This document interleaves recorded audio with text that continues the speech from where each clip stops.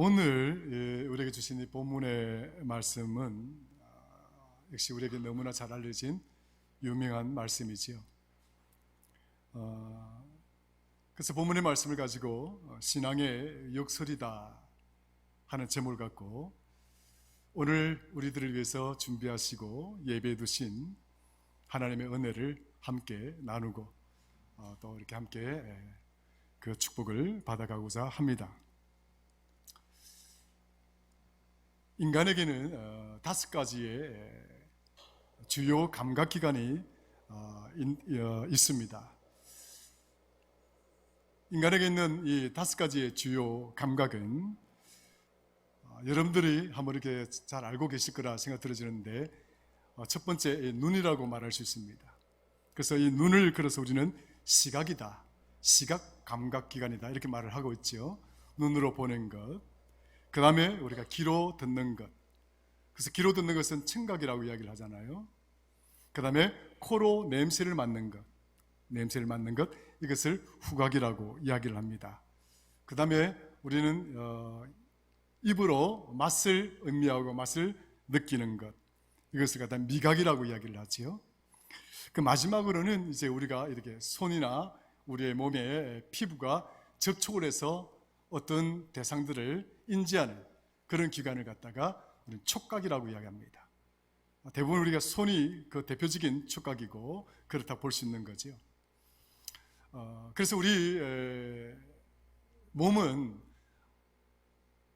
우리 앞에 있는 어떤 대상이나 사물, 그리고 어떤 세상의 가치나 이치를 이해하고자 할 때 우리가 가지고 있는 이 5가지의 오감의 기관들을 동원시켜서 우리를 둘러싸고 있는 어떤 사물이나 대상들, 그리고 세계를, 그리고 그 가치를 인식할 수가 있는 겁니다.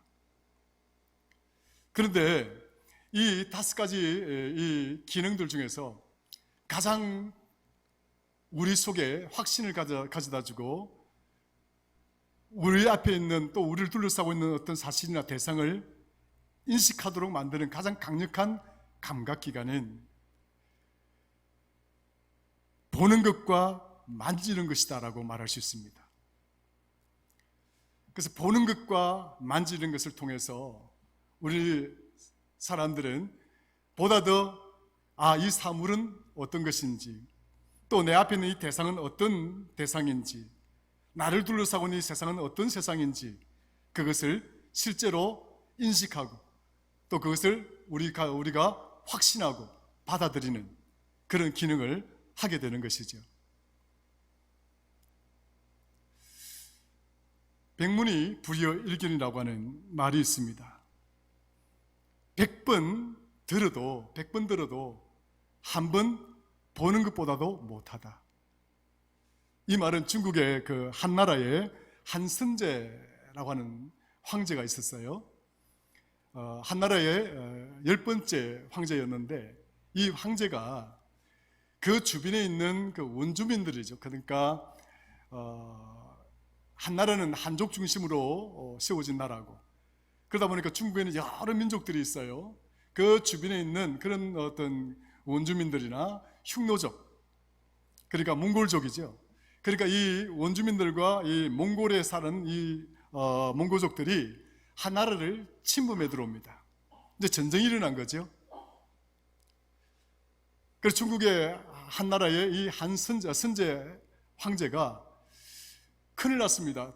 대비도 되어 있지 않고 준비도 되어 있지 않는 그런 상황에 전쟁이 일어나게 되니까 황제가 당황하게 됐죠. 그래서 많은 방백들을 불러놓고 이 문제를 대응하기 위해서 많은 논의를 거칩니다.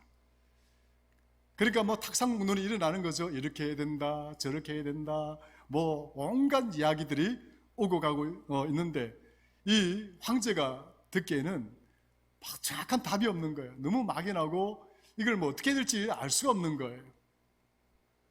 그때에 이 선제 왕은 조충국이라고 하는 70세가 되는 노인이 황제에게 이런 말을 합니다. 황제님, 우리가 여기서 탁상공론 이래야 된다, 저렇게 해야 된다, 이렇게 이야기만 하지 말고 제가 그 현장에 가서 지금 우리가 놓여있는 이 처지와 상황이 어떠한지를 제가 눈으로 직접 보고 오겠습니다. 그래서 직접 보고 보아야 무엇을 할 것인지, 보아야 어떻게 대응을 할 것인지 알 수 있지 않겠습니까? 이렇게 조충국 씨가 황제 선제에게 이야기할 때에 쓴 용어가 백문이 불이어 일견입니다. 우리가 여기서 아무리 떠들고 뭐 듣고 해봐야 보고를 받아봐야 소용이 없는 것이다. 현장에 가서 직접 그 현장을 우리가 살펴보고 그 상황을 살펴보고 그래야 실제적이고 구체적인 대안이 있는 것 아니겠습니까? 100번 들으면 뭐합니까? 한번 보는 것이 중요합니다. 거기서 나온 거죠. 그래서 이게 본다라고 하는 것, 그러니까 우리가 듣는다 이런 것보다도 가장 강력한 우리의 인식 체계를 구축시키고 확신감을 가져다 줄 수 있는 그런 감각기관 중에 하나가 우리가 보는 것이라고 말씀을 드릴 수가 있는 거죠. 보는 것보다 더 중요한 것은 뭐냐면 만지는 거예요. 촉각이에요. 내가 이제 만져보는 겁니다. 과학기술 혹은 과학 이론이라고 하는 것은 철저하게 어떤 가설이 세워지잖아요. 그러니까 어떤 내가 이론을 만들어서 이렇게 하면 뭔가 이렇게 될 것이다 하는 이론을 만듭니다. 그럼 그 이론을 만들어서 그 다음에 어떤 뭐냐면 이게 이제 가설을 세우는 거죠. 근데 그것이 이제 실제적으로 이제 우리 실생활에 사용되어질 수 있는 실제적인 이론이 될 수 있는지, 원리가 될 수 있는 것인지, 그 다음 절차가 무엇이냐면 실험을 합니다. 그 수없이 수천 번, 수만 번, 수십 번 실험을 하는 거예요. 그걸 만져보고 두드려보고 깨어보고 막 쪼개보고 나누어보고 디벼보고 밟아보고 막 이렇게 막 실험을 해서 그 실험을 통해서 이것이 우리가 생각했던 그 가설대로 뭔가 정확하게 이루어진 것이다. 그리고 난 다음에 이론이라는 게 만들어지는 거예요. 그 이론이 만들어지면 그 원칙이 되는 거죠. 이렇게 하면 이렇게 된다 하는 이론이 만들어지는 거예요. 그러니까 과학 지식이라고 하는 것은 그냥 만들어지는 것이 아니라 철저하게 뭐예요? 보고 만져보고 두드려보고 깨어보고 이런 과정들을 통해서 원칙이 세워지는 거예요. 이렇게 볼 때 우리 오감각, 우리 사람들이 가지고 있는 그 5가지의 감각기관 중에서 우리 인식체계에 가장 강한 영향력을 행사하고 확신할 수 있도록 만들어주는 기능이 있다고 한다면 보는 것과 만지는 것이다, 이렇게 말씀을 드릴 수가 있습니다. 이 부인하기가 힘이 되는 거죠. 그런데 오늘 우리는 이 본문 말씀을 통해서 신앙의 역설이라고 하는 제목을 갖고 하나님의 은혜를 받고자 했습니다. 도대체 이 신앙의 역설이란 어떤 의미가 있는 것인가? 오늘 본문에 보면 도마가 예수님을 만나서 믿지를 못하는 거예요. 도마가 예수님을 만나기 전에 이미 8일이죠. 일주일 전에 예수님이 제자들을 찾아오게 됩니다. 부활하셔서 찾아와서 보니까 제자들이 다 돌아가셨다라고 생각했던 주님이 살아나셨으니까 얼마나 놀랐겠습니까? 저들은 다 보았습니다. 그러니까 확신할 수밖에 없는 거죠. 믿을 수밖에 없는 거죠. 부활하신 주님을 믿을 수밖에 없는 것 아니겠습니까? 근데 이제 도마가 그 자리에 없다가 뒤에 오니까 제자들이 말합니다. 도마야, 우리가 주님을 만났다. 부활하신 주님을 보았다. 그러니까 도마가 하는 이야기가, 야, 무슨 소리 하느냐? 죽은 사람이 어떻게 살아나고, 우리가 십자가에 못 박혀 돌아가신 것을 우리가 명백히 보았고 장사도 지냈거늘 그분이 어떻게 살아나서 우리 앞에 올 수가 있느냐? 나는 믿지 못하겠다. 그러던 중에 첫 번째 제자들에게 나타난 이후에 두 번째, 8일이 지난 후에 주님이 나타나셨습니다. 도마가 보니까 도마가 놀랄 수밖에 없는 거죠. 8일 동안 자신이 의심하고 하지 못했던 그 엄청난 일이 자기 눈앞에 펼쳐진 거예요. 근데 도마는 이 사실을 보고도 믿지를 못하는 거예요. 여러분, 그런 경우가 있잖아요. 너무 놀라면 보고도 믿지를 못하잖아요. 그래서 도마가 하는 이야기가, 저는 보고 믿지 못하겠으니까 이거 주님 손바닥에 못자국 한번 만져봤으면 좋겠습니다. 그리고 발에 그 박혔던 못자국도 만져봐야 되겠습니다. 옆구리에 창자국도 만져봐야 되겠습니다. 주님이 만져보라고 그러잖아요. 만져보라고 그러잖아요. 촉각이죠. 눈으로 보아도 믿지 못했던 걸 만져보니까, 이것이 내가 지금 꿈을 꾸고 있는 것이 아니라 꼬집어 보니까 알겠다는 거예요. 이게 꼬집어 보니까 촉각 아니겠습니까? 주님이 부활하셨다는 것을 내가 보고 만져보고서야 이제 내가 그걸 믿겠습니다. 그래서 도마가 무엇이라고 고백합니까? 28절에 한번 볼까요? 우리 같이 읽겠습니다. 시작. 도마가 대답하여 이르되 나의 주님이시요 나의 하나님이시니라. 나의 주님이시요 나의 하나님이시다. 도마가 이 고백을 왜 처음 하겠습니까? 주님 따라다니면서 이미 주님은 저들의 주님이셨고 저들의 하나님이셨습니다. 십자가와 관련된 복음을 가이사라 빌립보 지경을 지나면서 이 모든 제자들이 그 십자가의 복음을 다 들었습니다. 주님이 십자가에 못 박혀서 돌아가시고 3일 만에 살아날 것이다 라고 하는 이 부활의 복음도 저들은 다 들었습니다. 그러나 들었지만, 주님의 음성을 들었지만 그 들었던 음성이, 그 주님의 말씀이 제자 가운데 자리 잡지를 못했던 거예요. 더욱 도마에게는 주님이 그토록 선포하고 설교했던 그 모든 내용들이 도마의 가슴 속에는 마치 슬물처럼 빠져나가 버리고 텅 비어 있는 것과도 같은 모습이었던 거예요.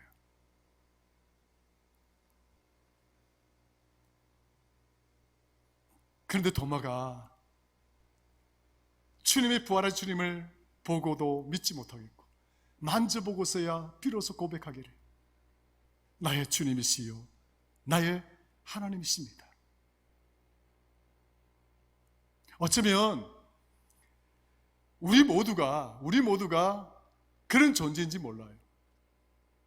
우리가 주님의 부르심으로 하나님의 은혜로 말미암아서 이 교회 공동체 하나님의 백성이 되는 순간부터는 매 순간마다 하나님의 음성을 듣는 자들입니다. 여러분 맞습니까? 맞으시면 아멘 하십시오. 아멘. 우리는 매 순간마다 하나님의 음성을 듣습니다. 하나님이 여러분들의 이름을 직접 불러서 돌아세워야 하나님의 음성이 들린다고 생각하지 마십시오. 지금 이 순간도 여러분들은 김 목사를 통해서 하나님의 음성을 듣고 있는 중입니다. 여러분 살아가면서 수없이 많은 상황들, 그 많은 상황들 속에서 하나님은 쉬지 않고 끊임없이 여러분 가슴 속에 하나님의 음성을 들려주셨던 것입니다. 하나님의 음성은 섬세하게 우리 안에 자리 잡고 계시고, 여러분들이 어떤 나쁜 짓을 하거나 여러분 어떤 잘못된 일을 하거나 그렇게 하면 우리 안에 양심적인 가책이 생기잖아요. 도덕적 가책이 생기잖아요. 이러면 안 돼, 이럴 수 없는 거야, 이렇게 양심에, 일반 자연인도 양심의 가책이 있는 것처럼 적어도 우리 성도들은 하나님의 음성이, 하나님의 말씀이 이 안에 자리 잡고 있는 한 그 말씀은 끊임없이 하나님의 음성으로 우리에게 들려주시는 하나님의 소리인 줄로 믿으시기를 축원합니다. 하나님의 음성을 듣는 거예요. 우리는 쉬지 않고 듣지만 정작에 그 하나님의 소리를 들어야 되고 정작에 하나님의 음성을 붙들어야 되는 그 순간에 도마처럼 우리 안에 있는 하나님의 모든 말씀들이나 음성들이 썰물처럼 빠져가 버리는 거예요. 여러분, 그런 경험들 없습니까? 어려워지거나 좀 힘들어지거나 좀 여러분들 상황이 좀 조건에 맞지 않는, 내가 생각했던 대로 돌아가지 않는다거나 여러분들 또 억울한 일을 좀 당한다거나 그럴 경우에 여러분 마음 안에 있는 하나님의 말씀, 또 그 말씀을 통해서 끊임없이 우리 안에 들려주시는 하나님의 그 음성들, 그 음성을, 하나님의 소리를 붙들고 계신가요? 동안은 그것을 놓치고 마는 거죠. 그러니까 주님이 뭐라고 이야기합니까? 자, 29절 같이 읽습니다. 시작. 너는 나를 본고로 믿느냐? 보지 못하고 믿는 자들이 복되도다. 할렐루야. 주님은 여기에 아주 중요한 지침을 선포합니다. 네가 나를 본고로 믿느냐? 그 누구나가 다 할 수 있는 것이다.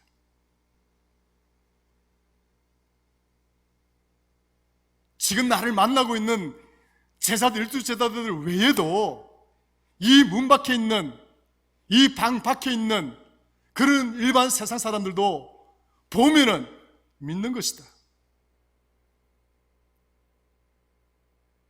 그러나 이 문 안에 있는 사람, 그리고 나와 함께 있는 자들은 보고서만 믿는 자들이 아니라, 만지고서야 믿는 자들이 아니라 우리는 듣고서 믿는 자들이다.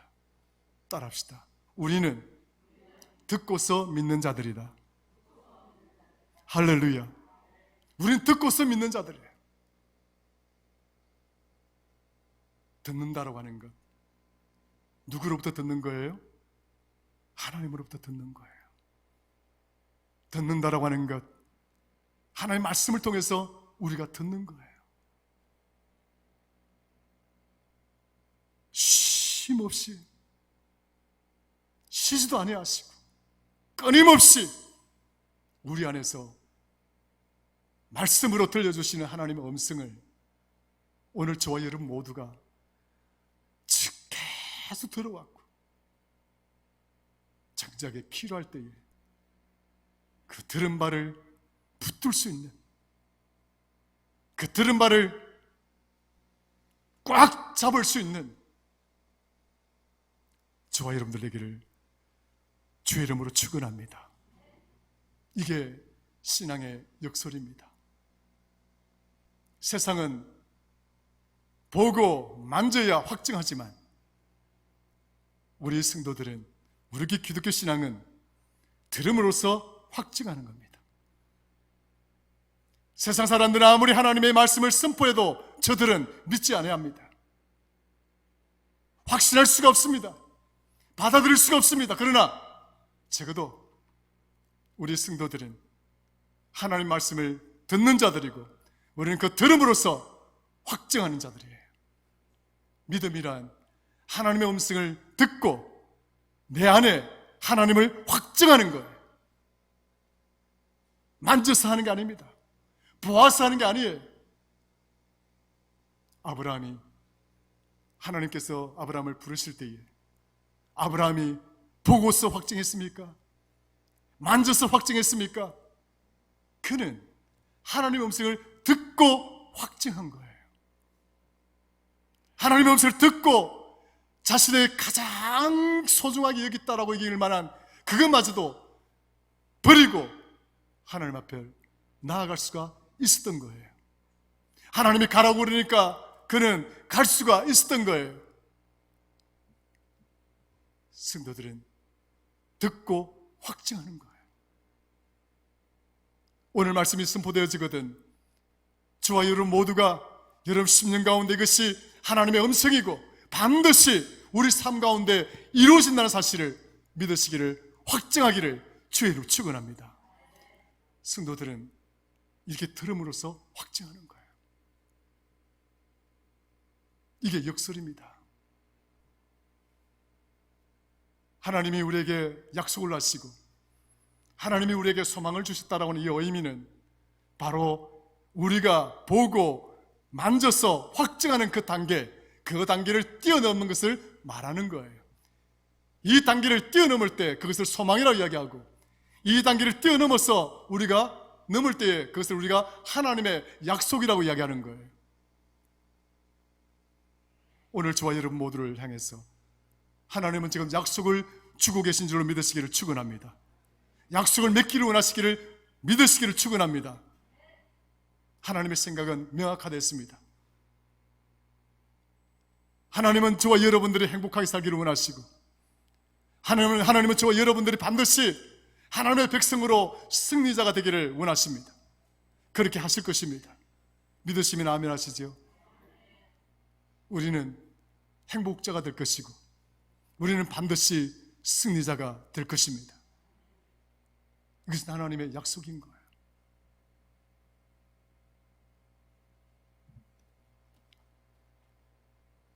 어쩌면 이 도마의 모습이 저와 여러분들의 모습일지 몰라요. 오늘 이 말씀이 여러분에게 들려지거든 도마의 자리에서 한 발자국 더 나아가서 보지 않고 하나님을, 보지 않고 주님의 부활을 믿을 수 있는 저와 여러분들 되기를 주의 이름으로 축원합니다. 사무엘상 17장에 가면 다윗과 골리앗의 전쟁이 나옵니다. 너무 잘 아는 장면이잖아요. 블레셋의 장군 이 골리앗은 뭐 어마어마하게 큰 장군 아니겠습니까? 2m, 뭐 3m에 육박하는 그런 뭐 어마어마한 거인이지요. 뭐 다윗은 그냥 일반 사람인데 그 다윗과 골리앗이 뭐 전쟁 싸움이 되겠습니까? 한 나라의 왕도 절절 매면서 그 골리앗 앞에서 도망을 치고 자신의 몸을 숨기고 어찌할까 탄식하고 있는 그런 상황 아니겠습니까? 일개양치기예요. 목장에서 양을 치던 자예요. 형님들에게 먹을 도시락을 사가지고 와가지고 와보니까 상황이 이런 거예요. 하나님의 백성인 우리가 즉 골짜기 너머에 숨어서 벌벌 떨고 있고 무수하고 두려워하고 그 장면을 이 어린 다윗이 본 거예요. 다윗이 하나님의 음성을 듣습니다. 하나님의 음성을 기억합니다. 전쟁터에 나아가죠. 그랬더니 골리앗이 하는 이야기가, 야, 네가 나를 괴로워 이기느냐? 물맷돌 5개와 그 양을 치던 막대기를 들고 나간 거 아니겠습니까? 그 양을 치는 막대기를 들고 있으니까 골리앗이 한다는 소리가, 야, 너 나를 괴로워 이기니? 그 막대기로 그냥 나를 때리면 내가 도망칠 수 있는 지금 그런 상황으로 너 이기고 있는 거냐? 내 인보들을 내가 전멸시켰어. 하늘에 새밥이 되게 만들겠다. 골리앗의 이야기입니다. 그런데 다윗이 뭐라고 대응합니까? 웃기는 소리 하지 마라. 그런 거죠. 너는 긴 칼과 그리고 짧은 칼을 옆구리 차고 그리고 긴 창을 가지고 내게 나오지만 나는 하나님의 이름으로 여호와의 이름으로 너에게 나아갈 것이라. 이 전쟁은 너에게 속한 것이 아니라, 네가 좌지우지하는 것이 아니라, 네가 결정하는 것이 아니라, 이 전쟁은 하나님께 속한 것이다. 하나님이 결정할 것이다. 이 전쟁은 하나님이 끝을 낼 것이다. 여러분, 다윗이 하나님의 음성을 들었던 말씀인 거예요. 하나님이 함께 하시면 승리자가 되는 줄 믿으시길 축원합니다. 그 말씀, 그 들은 것을 그는 붙들었습니다. 믿음이란 하나님의 말씀을 이렇게 붙드는 거예요. 보고 만지고 확인하고 아니에요. 하나님의 말씀을 붙드는 겁니다. 듣고 붙드는 거예요.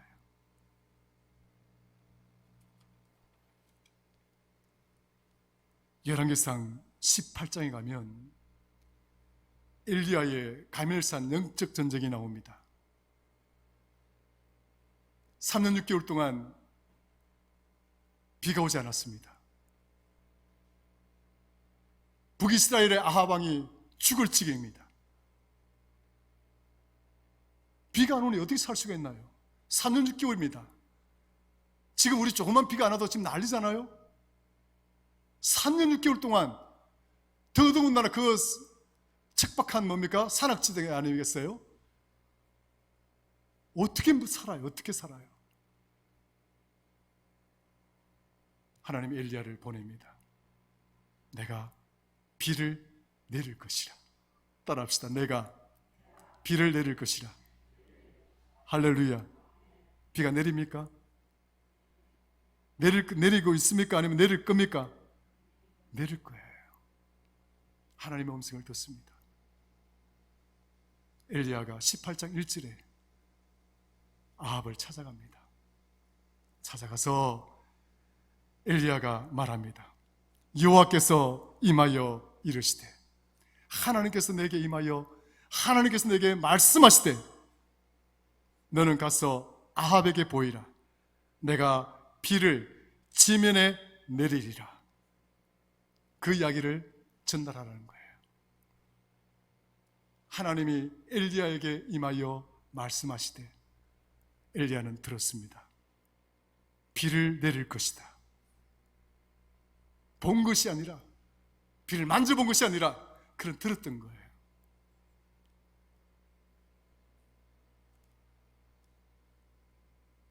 갈멜산에서 전쟁을 치릅니다.